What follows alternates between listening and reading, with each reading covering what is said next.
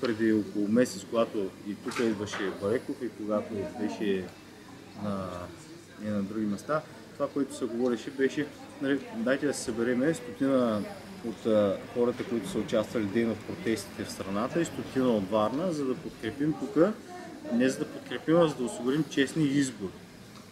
Това беше окей, аз съм за честни избори, аз идвам. Аз не подкрепям кандидат, аз не мога да гласувам във Варна. Нормално е. Дошъл съм, за да помогна. А вие откъде сте? Аз съм чуен. И по този начин го намериха. Участвали сте в протестите там.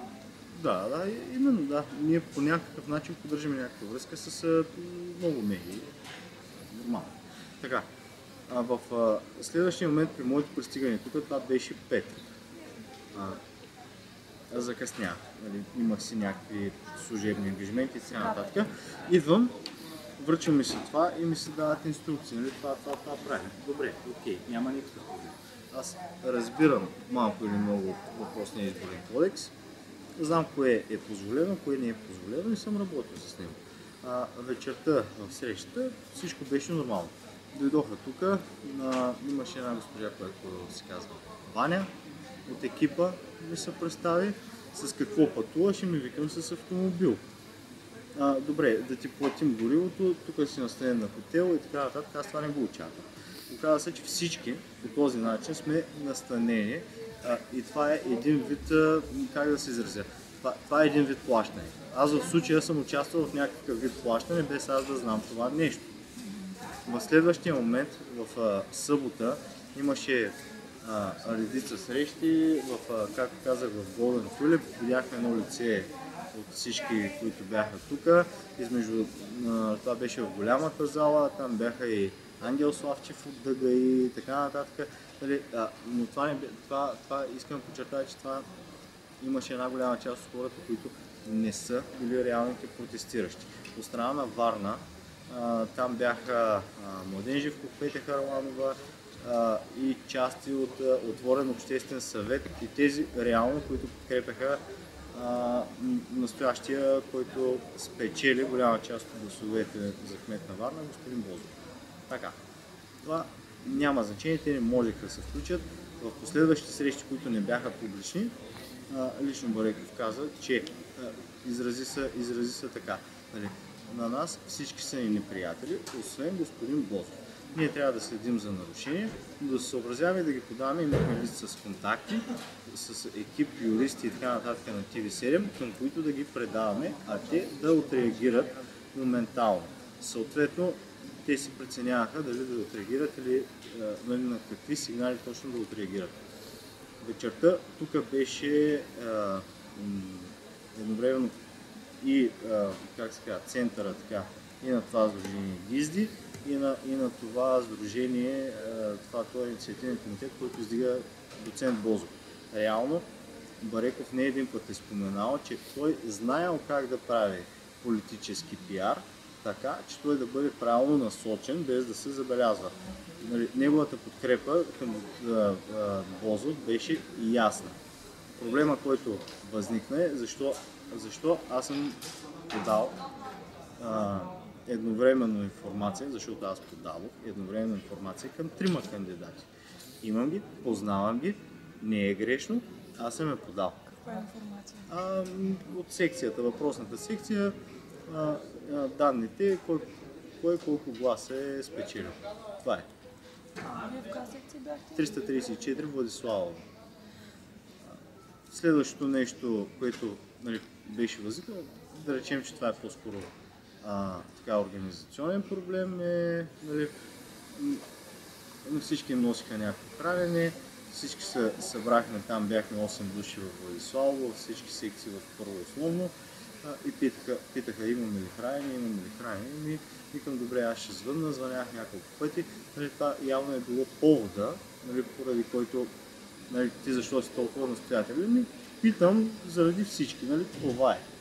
А това ли беше единствения сигнал, който сте подали към 3 кандидати? Какви са резултатите от изборите? Или други неща? Реално нямаше нарушение. Аз казвам, че аз съм гледал специално. Нямаше нарушение, но ако имаше някакви нарушения, те щяха да бъдат сигнализирани не само към екипа на TV7, може би към по-скоро към ЦИК. Аз имам контакти. Така или иначе, когато пристигнах тук, имаше скандал с служители на TV7. Къде? В хотела?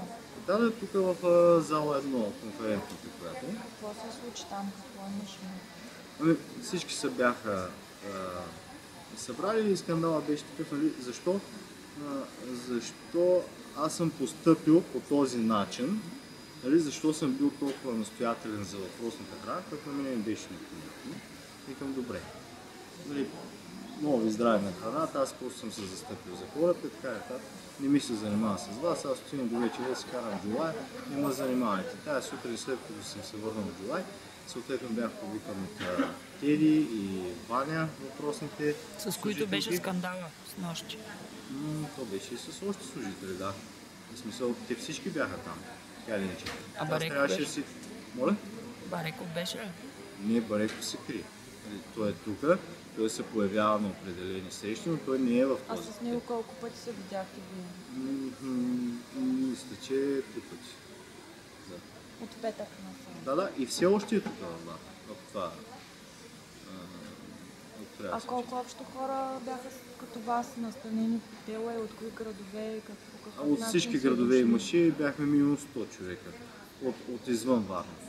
Те са набирани чрез гизди. Да, точно чрез гизди.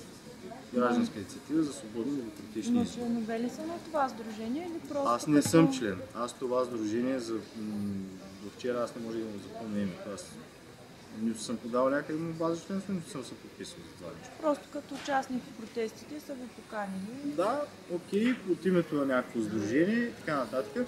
Проблема е, че сутринта, когато седнахме, когато аз се връщах в хотела, понеже нормално беше July Morning, аз не съм оставал в хотела и така нататък, на мен бяха поискани разходите за това, че аз съм бил останал тук. Аз им казах, че аз не съм спонсор на Бареков, нито някой от протестиращите трябва да бъде спонсор на Бареков или на който и да е кандидат за кмет.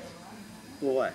И това, че съм подал, смисъл, тогава се разкри истината, нали, че това е, че съм подал информация към още двама и забележете, подал съм го по Фейсбук, нали, информация към още двама кандидати. Нали, това беше причината. Дай си сега разходите. Не, няма да ги дам. Аз не съм се разписал никъде за тези разходи. Нали, този хотел би струва по 70 лева на ден. Да струва, добре. Нали, това беше нали, лъснаха картите на масата. Защо? Едва ли не третираме различни кандидати едновременно и равнопоставено. Явно не трябва да го правим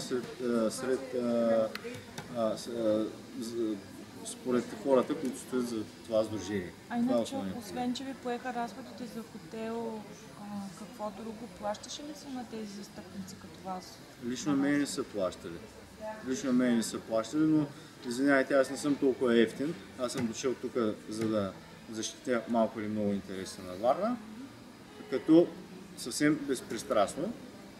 Поели са ни разходите, поели са ни пътя и хранодена, нали, който това е.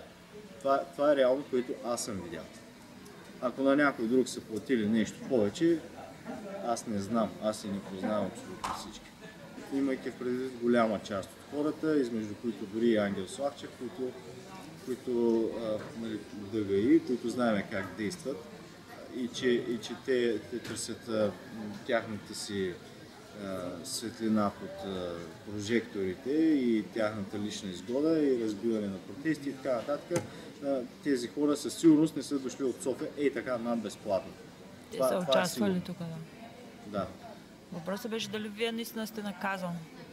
Естествено, че съм наказан. Ако искате, ще звъннем на хората пред вас, за да ги питаме кога искат аз да им върна парите. Освен, че не са ви платили, искат и да им върнете парите. Да, няма проблем. Ще им ги върна. Не съм спонсор на Бареков, но ще му върна парите, защото аз няма да се занимавам с такива дребни неща с тая палачинка. И кога се очаква от вас да им върнете парите? Днеска. Преди да сме си тръгнали. Окей. Защо мислите, че Бозов е кандидата, за когото работи Бареков?